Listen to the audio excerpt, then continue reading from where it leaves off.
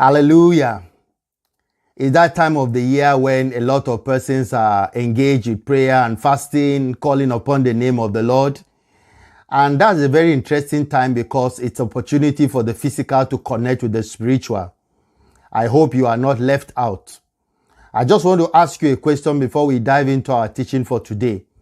When was the first time that it was recorded in the Bible that men prayed?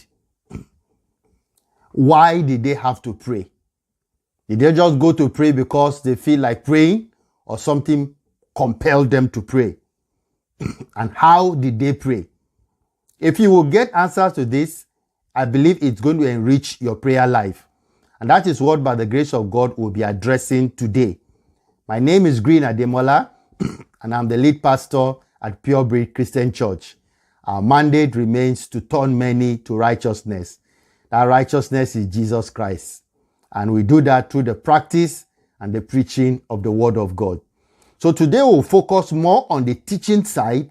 And then on Saturday, by the grace of God, we'll be devoting time just to pray. So the content of what we will teach today will serve as the preparation for what we are going to pray on when we connect on Saturday. So I will encourage you, don't miss the prayer that will be coming up this very Saturday, same time, on this same platform.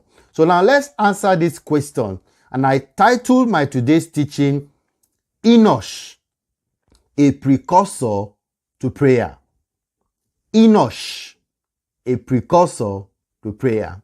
If you are a Bible student, you would have known the genealogy started with Adam, and then it mentioned Seth. After Seth, the next person is Enosh. These are the generations. So Enosh is the third generation in human existence. And there is something about the life of Enosh that links humanity to prayer, which we are going to see from the Bible. Genesis chapter 4, verse 26. Genesis chapter 4, verse 26. And to Seth also a son was born, and he called him Enosh. At that time, men began to call upon the name of the Lord. At that time, men began to call upon the name of the Lord. So it answers our first question. Officially, when was the first time that men began to pray or men began to call upon the name of the Lord? Excuse me. It was in the time of Enosh. So there was something that has to do with the life of this man called Enosh that compelled people to pray. I want you to reflect about your life. When was the first time you ever prayed that you can remember that this is the first time I actually prayed? What is the situation that led you to make that prayer? Were you forced? Were you coerced? Or did you just do it casually? For the people in this Genesis chapter 4, as you will get to understand, they didn't just pray because it was fun to pray. They didn't just pray because it was the in thing to pray. There was something that necessitated their heart to move to pray. But the first thing is that they began to pray. They began to call upon the name of the Lord. See, the way this life is wired is that there will be a situation that will happen that will compel you to pray. All other prayers you have been praying are regular religious prayer.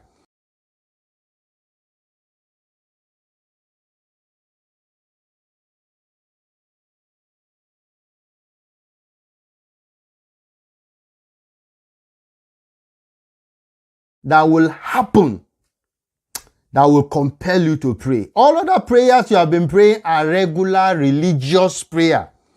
But there is something that when it hits you, you are not going to pray from the textbook. Your heart will leap in order to get God. So the prayer that this man prayed is not the religious casual prayer. There was a burden that came upon their hearts, that they realized that, if we don't pray, something terrible is going to happen. And just to give you a Bible context, Adam was the first man. And Adam means man. Then the second generation is called Seth. And the meaning of Seth is appointed. So Adam, first generation, is appointed. So there is an appointment upon every man. And when I mean man, male and female, there is an appointment. There is something that has been documented over the life of every person. Whether you like it or not, it has been programmed, it has been documented, and it has been cast that this thing is going to happen to you, whether you like it or not.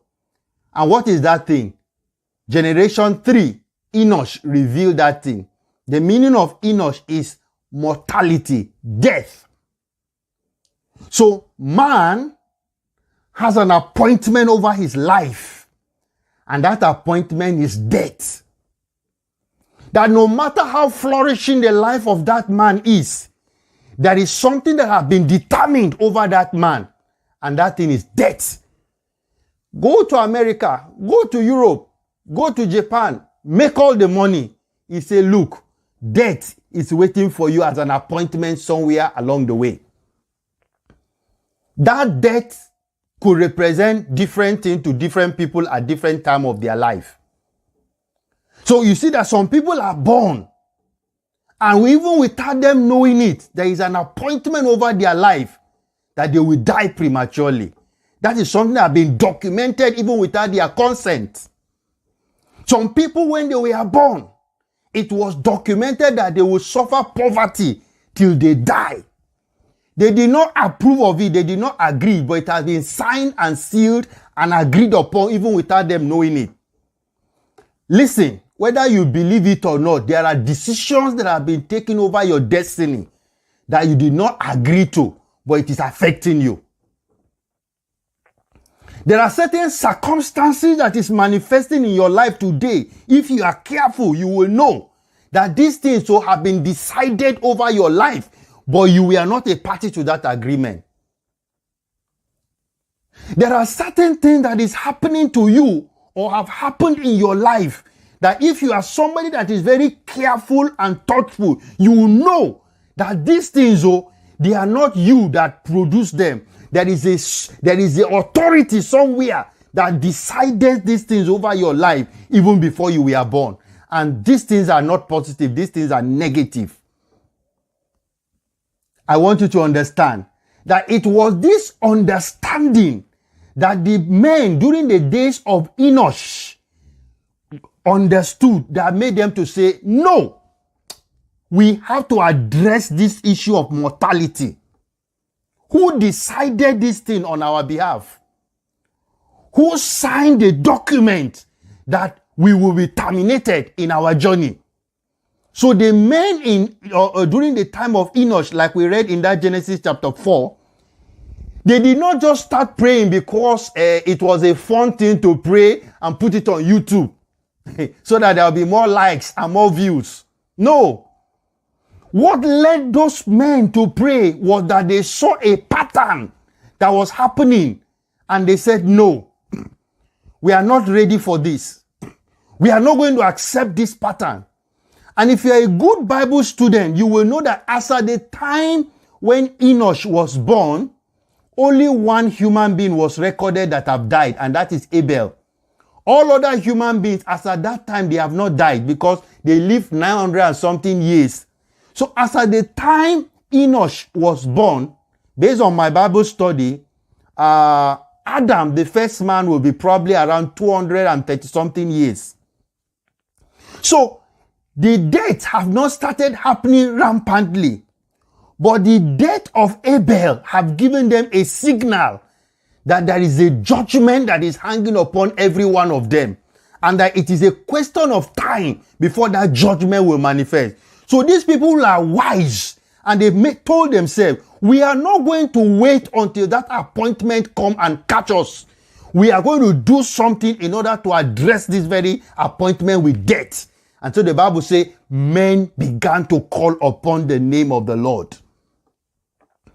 You see, when I see people who are very casual to prayer, people who are not serious with their prayer life, I understand that these are people who have been blindfolded, that they don't understand that there are serious issues about destiny that is at stake, that there are issues that have been decided in the secret chamber. And if you don't wake up to pray, that certain destinies will be terminated. When I see people that are very lazy when it comes to prayer, I see people who don't have understanding that mortality is hanging over their destiny. And if they don't do something about it, that appointment with mortality and death will swallow them up. No wonder we see a lot of human beings, they pass through life as victims. Look, this very appointment with disaster is not a respecter of your English. If you like, speak all the best English in this world. Those very appointment and those very judgment don't care about your English. They don't care about your figure eight. They don't care about your Instagram followers, whether you have billions or millions or you don't have. There is a documented judgment, a documented disaster, a documented misfortune that have been programmed to hit every human being that passed through planet Earth. But people who are wise, people who have understanding, will say, I do not agree to this evil appointment. Therefore, I must take a step to change this. People who have understanding will say, I will not sit down and allow this evil judgment to rest upon my life or to rest upon my family. I must take a step to reverse this. And what is the step that these wise people took in Genesis chapter 4? Bible says they began to pray. They began to call upon the name of the Lord. They began to invoke celestial powers in order to address this judgment. So it is a good thing that we are in that time of the year when there is a call for prayer from all left and right. Don't make the mistake to just go into this prayer that because it is January, our GO say all of us should pray 30 days fasting and you are just doing it. Look, this is not the issue of your GO. This is not the issue of your pastor telling you to fast and pray. I am here as a servant of the Lord to tell you that there is a judgment this year that you are seeing. Let no person fool you. There are disasters that are going to happen this year. Devastation that are going to happen this year. Only those who understand the power of prayer and know how to engage the instrument of prayer will escape those disasters. Don't be fooled. Don't let that crossover prophecy that your pastor give you to shake your head. Am I saying that those prophecies are lie? No. But I am telling you that there are demonic powers that have sworn and have vowed that none of those prophecies will come to pass. There are satanic entities that have sworn and have vowed that all the promises that God planned for you this year, that all of them will be in vain. Look at your last year. Were there no big promises? How many of those promises came to pass? You think it is ordinary? There is an appointment that has been documented that people's lives should be frustrated, that people must live in bondage, that people must live in sickness and in failure and in disappointment. So the men in the days of Enosh understood, and the Bible says, on that time, men began to call upon the name of the Lord. I pray and I hope that you will not allow spiritual laziness to eat you up, that you do not see the need to pray. And I'm not saying that you pray because it is a religious exercise that every January the church is praying. This is not a January prayer we are talking about. This is not your church prayer we are talking about. This is a contending for your destiny we are talking about. We are talking about you rising up in the place of prayer to say the evil judgment that have been appointed for your destiny, that it will not come to pass. Every good year has along with it evil disaster that have been programmed in that for that year. And those who don't wake up in the place of prayer to avert it will become victims. And I'm praying that by the grace of God, you will not be a victim this year in the name of the Lord Jesus Christ. But if that is going to be, you must be like this men of Enosh. And in the days of Enosh, the Bible says they began to call upon the name of the Lord. Are you not tired? Every January, they prophesy over your life that this is going to happen. This is going to happen. At the end of the year, December 31st, you look at your list, prayer list. How many of them have come to pass? Sometimes none, if you be honest with yourself. Sometimes none. Sometimes out of the 10 things you list there, maybe only one. Not because God cannot do all the 10, but because there are principalities and powers, demonic entities. The Bible recorded in Ephesians, we wrestle not against flesh and blood, but against principalities and powers, rulers of darkness, demonic entities in the secret places, forces that are sworn to steal, to kill, and to destroy. And they are not respecter of persons. If you like, have master's degree, have PhD. That's not the business of those satanic powers. They want to frustrate lives. If you like, be a pastor, be a reverend, be a GO, be a whatever. That is not what those forces of darkness are interested about. They are appointed to frustrate destinies. But you must wake up like the men in the days of Enosh to say, this appointment with mortality, we terminate it. And how can you terminate it? By your own strength, you cannot do it. So the Bible says they began to call upon the name of the Lord. What is the lesson that you need to understand? Even if you don't know how to pray, the formula they gave us in that their prayer is that they called upon the name of the Lord. So they began to check, what's the name of the Lord? You are my deliverer. I need deliverance. Oh God, you are my deliverer. They gave God the name. They look at it. I need healing. They began to cry. Oh God, you are my healer. I need healing. So they identified the names of God and they started chanting those names of God, chanting those names of God, chanting those names of God, chanting those names of God. And when I say God, I'm not talking about Batala and God. I'm talking about the living God, the creator of the heavens and the earth, the God that sees and knows all things. So even if you don't know how to pray, just go and gather the names of God and begin to utter those names of God.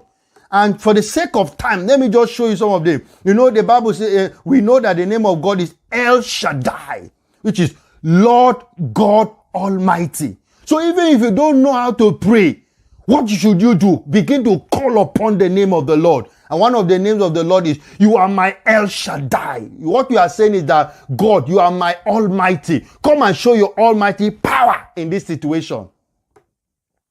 El Elyon is another name of God. And it means the Most High God. Higher than all these other powers that want to frustrate your destiny. Higher than all these other powers that want to cause evil pattern to continue to repeat in your life. You begin to call upon God. Eli Elyon, arise for me. Arise for my nation. Arise for my country. Arise for our church. Arise for our family. El Elyon. See, we are in the days of warfare.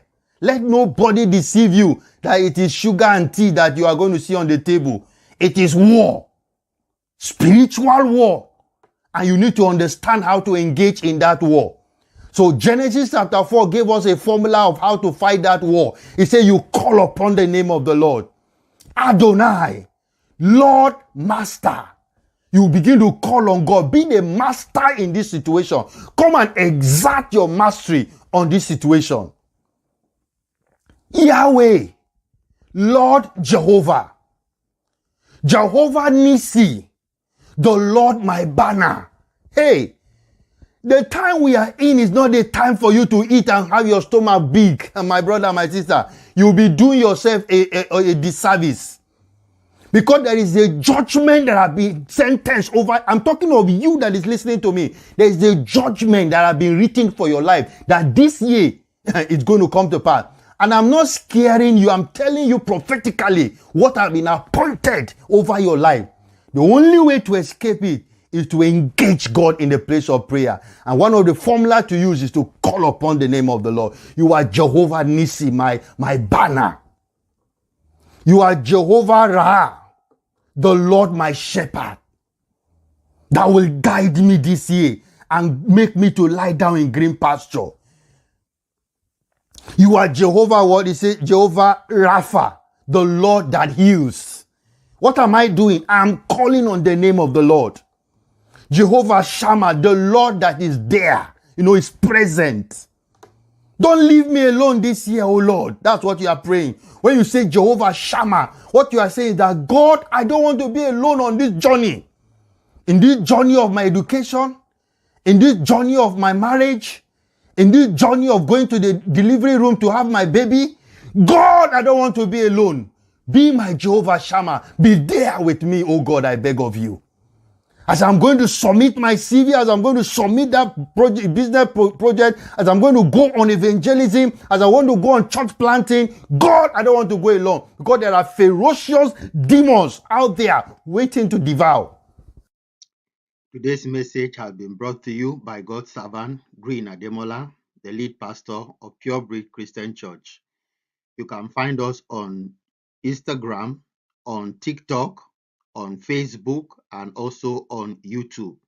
Just search for Purebreed Church. Every Wednesday, we are live, 8 p.m. Nigerian time. And every Saturday, we are also live, 8 p.m. Nigerian time.